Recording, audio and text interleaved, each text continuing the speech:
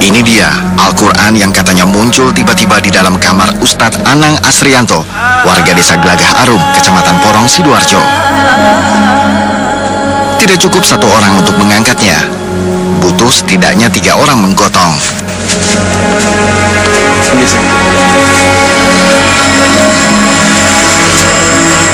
Tingginya hampir 2 meter. Kalau dibentang terbuka, ukuran kitab suci ini hampir 3 meter. Mungkin kalau dari segi ukuran, Al-Quran ini tidak juga terlalu besar.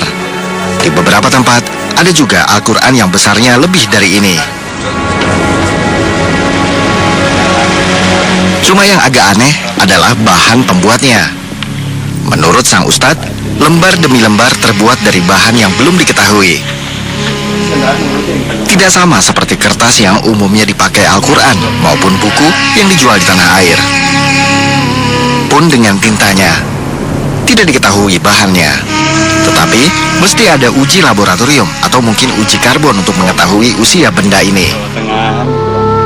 Sang ustadz baru menguji isi yang tertulis. Menurutnya, sama persis dengan kitab suci Al-Quran pada umumnya, baik harokat maupun tulisannya. Yang bikin Al-Quran ini istimewa adalah cerita sang ustadz dan kesaksian sejumlah jemaah istighosah. Saat sedang digelar istighosah di kediaman sang ustadz, tiba-tiba terdengar suara seperti benda jatuh. Awalnya Ustadz Anang mengira suara itu berasal dari bagian bangunan rumahnya yang ambruk, atau mungkin retakan tanah, karena lokasi rumahnya memang hanya berjarak sekitar 500 meter dari Tanggul Lumpur, Sidoarjo. Tidak tahu datangnya dari mana. Di kamar ini langsung ada suara kayak suara barang jatuh. Jadi kayak brak gitu mas. Setelah itu diteruskan dulu sampai selesai doa. Sempat teman-teman ada yang ketakutan. Terus setelah selesai baru melihat semua. Ternyata di situ terlihat ada barang warna hitam. Setelah dibuka,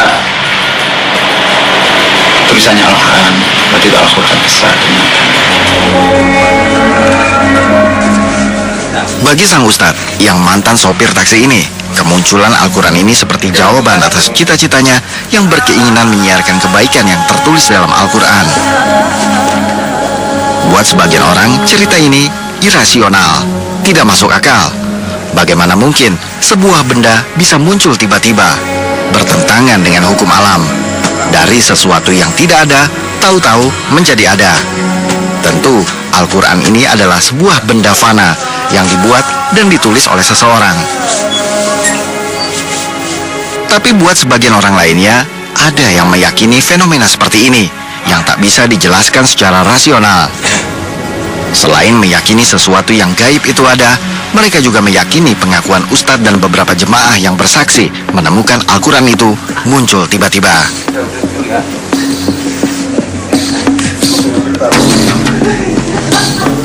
Demikian laporan Iswin Arizal dari Sidoarjo, Jawa Timur.